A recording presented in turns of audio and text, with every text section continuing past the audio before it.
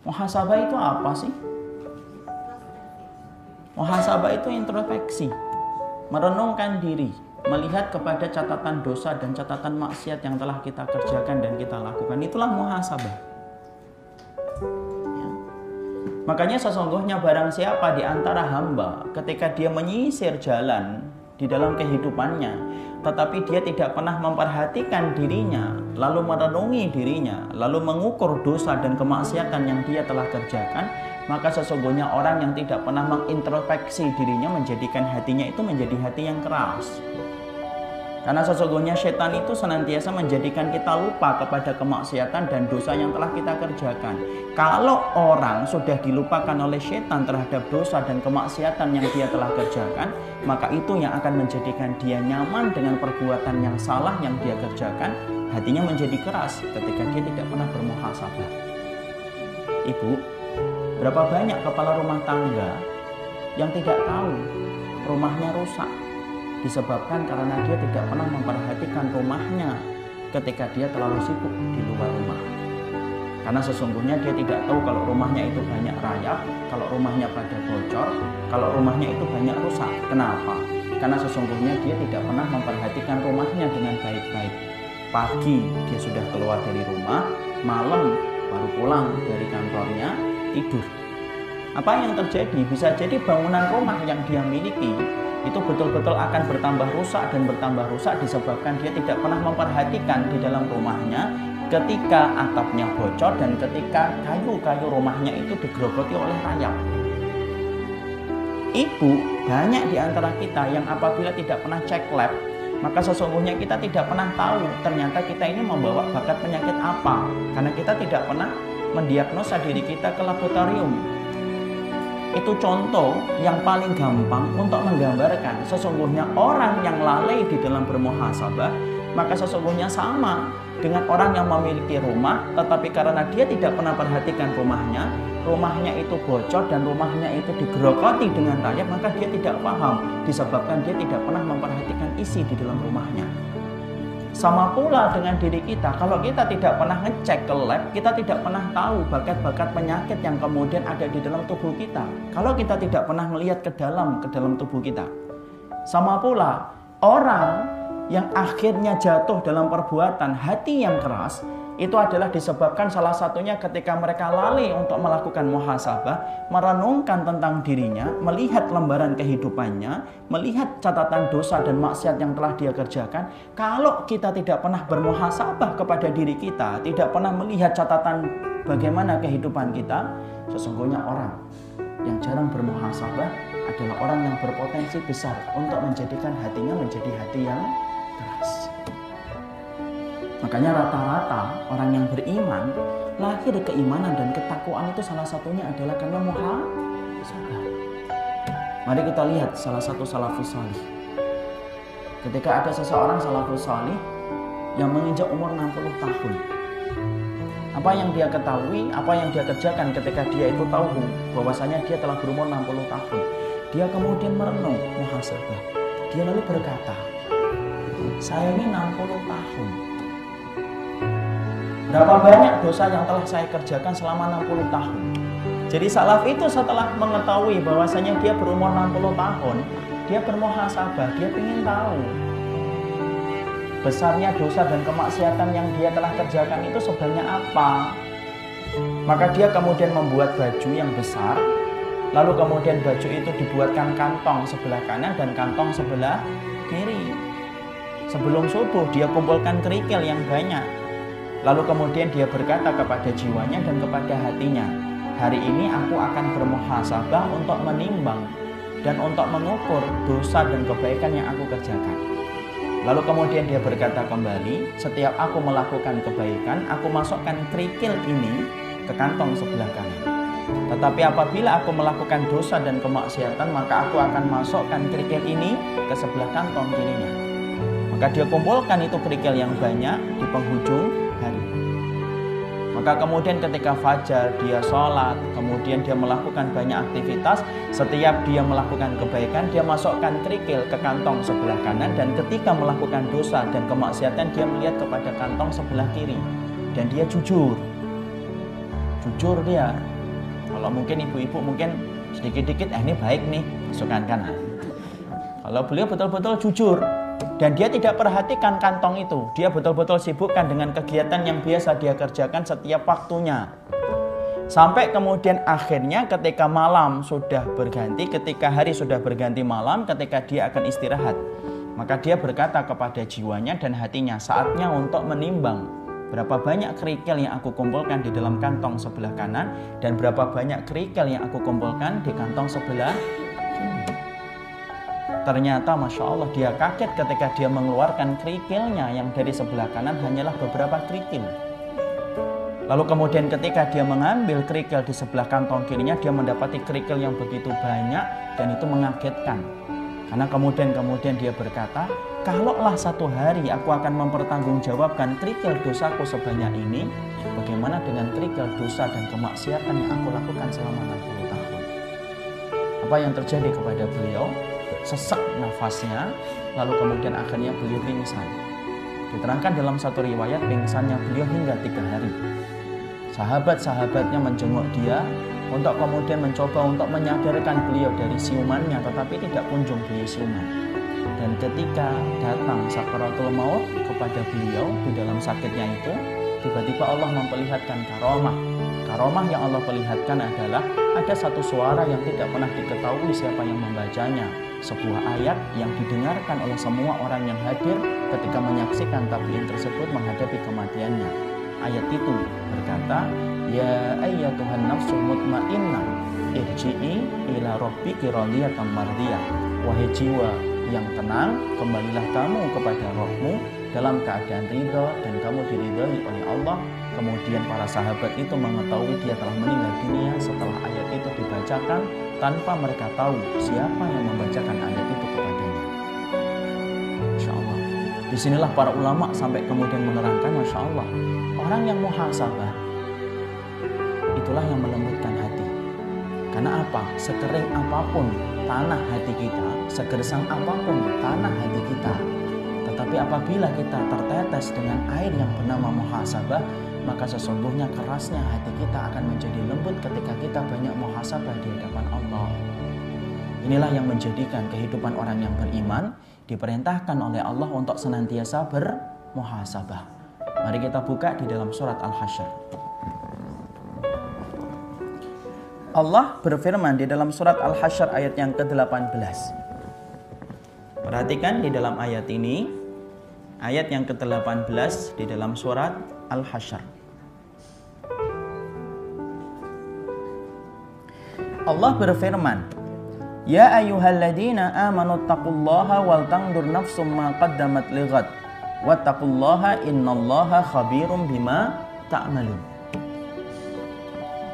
Allah berfirman di dalam surat Al-Hasyr ayat yang ke-18, hai orang-orang yang beriman, bertakwalah kamu kepada Allah dan perhatikanlah apa yang telah kamu kerjakan untuk di masa mendatang. Bertakwalah kamu kepada Allah, maka sesungguhnya Allah mengetahui apapun yang telah kalian kerjakan. Perintah di dalam bermuhasabah yang ada di dalam ayat ini diapit oleh 2 kalimat takwa. Yang pertama, wattaqullaha. Allah mengatakan sebelumnya, wattaqullaha, bertakwalah kamu kepada Allah dan perhatikanlah amal yang telah kamu kerjakan untuk di masa mendatang. Lalu Allah setelah memerintahkan kita untuk bermuhasabah atas apa yang telah kita kerjakan untuk di hari esok, Allah pun kembali perintahkan kepada kita, wattaqullaha, bertakwalah kamu kepada Allah. Para ulama lalu kemudian menjelaskan kenapa perintah muhasabah diapit oleh 2 perintah untuk bertakwa kepada Allah. Karena kamu gak akan pernah mampu bertakwa kepada Allah sampai kamu bermuhasabah atas apa yang telah kamu kerjakan. Inilah yang menjadikan kita bermuhasabah. Karena orang yang lalai di dalam bermuhasabah, yang senantiasa menjadikan dia lupa catatan dosa dan kemaksiatannya, dan orang yang jarang bermuhasabah adalah orang yang paling berat ketika dia dihisab oleh Allah kelak pada waktu hari kiamat. Makanya sampai Umar bin Khattab radhiyallahu anhu berkata, hasibu anfusakum qabla an tuhasabu. Makanya sampai kemudian Umar bin Khattab berkata, hisablah diri kalian sebelum kalian itu dihisab oleh Allah. Tidak perlu kita menghisap orang lain karena kamu tidak pernah diperintahkan untuk menghisap orang lain. Karena terkadang kita justru banyak menghisap orang lain terhadap kesalahan dan kemaksiatan yang dia kerjakan, tetapi kita melupakan hisap kepada diri kita. Allah tidak pernah perintahkan antum untuk menghisap orang lain, karena sesungguhnya hisapnya orang lain itu adalah di hadapan Allah.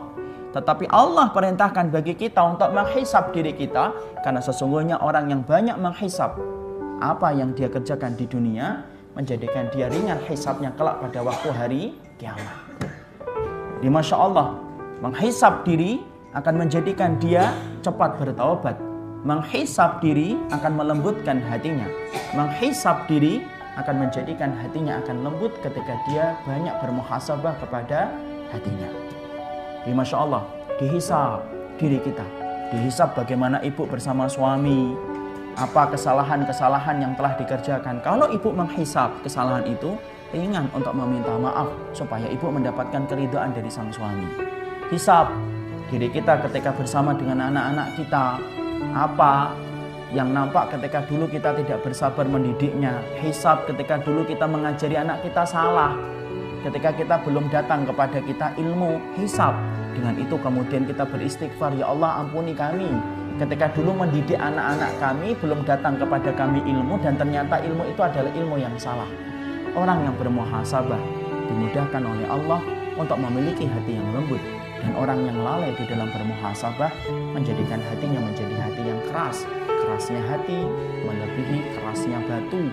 Karena sesungguhnya batu masih bisa tertetes dengan air yang meresap ke dalam batu. Tetapi apabila hati yang keras, maka air apapun tidak akan pernah mampu menembus hati yang sudah tertutup dan hati yang sudah keras. Dan itulah yang kita berlindung darinya, hati yang tidak mampu menerima cahaya kebenaran dari Allah dan Rasul-Nya.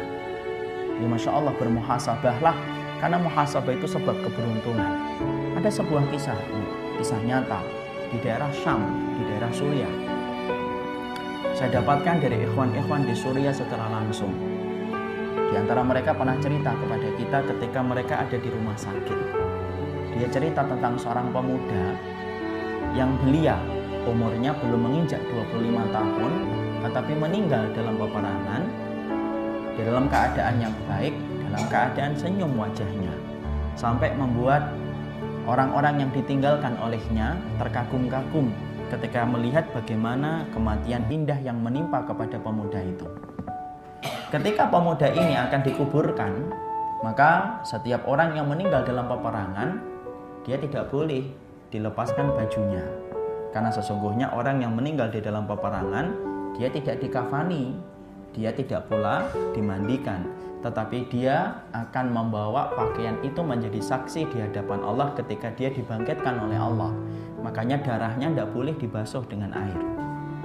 Biarkan apabila ada orang yang meninggal dunia di tempat-tempat peperangan yang syar'i fisabilillah, perhatikan orang yang mereka berdarah-darah ketika meninggal, darahnya tidak boleh dibersihkan, tidak boleh diganti dengan kain kafan, karena darah itu akan menjadi saksi di hadapan Allah bahwasanya darah itu menetes semata-mata kecintaan dia kepada Allah. Maka ketika pemuda ini akan dikuburkan, kata salah satu ikhwan, maka para ikhwan ketika akan menyelenggarakan jenazahnya, maka mereka mengambil barang-barang yang dimiliki oleh pemuda belia ini. Apa? Supaya bisa dikirimkan kepada anggota keluarganya yang masih hidup. Ini loh barang-barang yang dimiliki olehnya ketika meninggal dunia. Karena kita tidak boleh membawa barang apapun kalau meninggal dunia. Ibu kalau suka Hello Kitty, tidak boleh bawa Hello Kitty kalau meninggal dunia. Ya kalau masih ada yang suka dengan Hello Kitty, banyak-banyak istighfar kepada Allah. Dan kalau ditanya ustadznya, jangan nyebutin nama saya. Jadi kemudian tidak boleh membawa barang. Kita kembali ke cerita kisah nyata itu. Maka ketika dia akan diselenggarakan untuk kemudian dalam pemakamannya, apa yang terjadi? Mereka mendapati ada sebuah buku catatan kecil yang ada di sakunya. Diambil buku itu, lalu diselenggarakan bagaimana penyelenggaraan jenazahnya. Masya Allah, ibu tahu apa yang tertulis di dalam buku kecilnya? Yang tertulis dalam buku kecilnya adalah catatan-catatan dosa menurut dia. Padahal ketika dibuka, catatannya apa? Catatannya adalah catatan amal yang tampaknya biasa bagi orang lain, tetapi tidak biasa bagi pemuda belia ini. Dia mengatakan, saya pernah memasukkan bola, tertawa terbahak-bahak. Lalu kemudian ditulis oleh beliau dan dia sesali dengan sebuah kalimat, ini dosa saya kepada Allah. 1 ditulis. Saya pernah merasa sombong ketika memasukkan bola, ditulis lagi 1. Di mana apa yang ditulis oleh beliau adalah sesuatu yang dipandang oleh ikhwan-ikhwan ketika membaca tulisan itu adalah sesuatu yang biasa. Tapi tidak biasa bagi orang yang senantiasa bermuhasabah layaknya pemuda belia ini. Makanya kemudian ikhwan-ikhwan lalu berkata, Masya Allah, pantas Allah memilihnya untuk meninggal dalam peperangan dalam keadaan yang mulia, disebabkan hatinya adalah hati yang senantiasa bermuhasabah kepada Allah. Jadi Masya Allah, disitulah kisah nyata di mana kita mendapatkan sebuah faedah manis.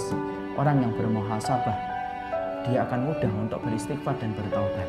Dan orang yang bermuhasabah adalah orang yang akan dipilih hatinya oleh Allah menuju kepada kebaikan ketika dia banyak bermuhasabah kepada Allah.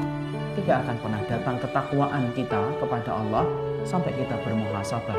Allah ketika perintahkan dirimu untuk bermuhasabah, Allah terangkan dengan 2 kalimat perintah untuk bertakwa. Wattaqullaha, bertakwalah kamu kepada Allah. Wal tangdur nafsum ma qaddamat liqad wattaqullaha. Dan kemudian perhatikanlah apa yang telah terjadi dalam dirimu untuk kemudian di hari mendatang bertakwalah kamu kepada Allah, karena orang yang bermuhasabah akan menjadikan dirinya lembut, jiwanya akan lembut, hatinya akan lunak ketika dia banyak bermuhasabah kepada Allah. Makanya Masya Allah, orang yang nikmat di dalam iman adalah orang yang diberikan mata yang besar melihat dosanya dan diberikan mata yang kecil ketika melihat dosa saudaranya. Tapi orang yang tidak diberikan nikmat adalah orang yang diberikan mata yang kecil ketika melihat dosa dan maksiatnya, tetapi dia punya mata yang besar untuk melihat dosa saudaranya. Inilah yang menjadikan akhirnya dia sibuk dengan aib orang lain, tetapi dia tidak sibuk dengan aibnya diri sendiri. Karena sesungguhnya orang yang sibuk dengan aib diri sendiri, itulah orang yang mereka akan lembut hatinya. Ini Masya Allah, yang pertama yang kita dapatkan, orang mengapa hati itu menjadi keras, disebabkan apabila orang yang mereka lalai di dalam bermuhasabah, maka menjadikan hati mereka menjadi hati yang keras. Ibu tidak pernah cek lab, ibu tidak akan pernah tahu penyakit-penyakit bakat yang ibu bawa itu apa. Kalau ibu tidak pernah periksa dokter dan tidak pernah periksa di laboratorium. Sama, kalau ibu tidak pernah bermuhasabah antara ibu dengan Allah, ibu tidak akan pernah tahu dosa apa, sebesar apa yang telah kita kerjakan.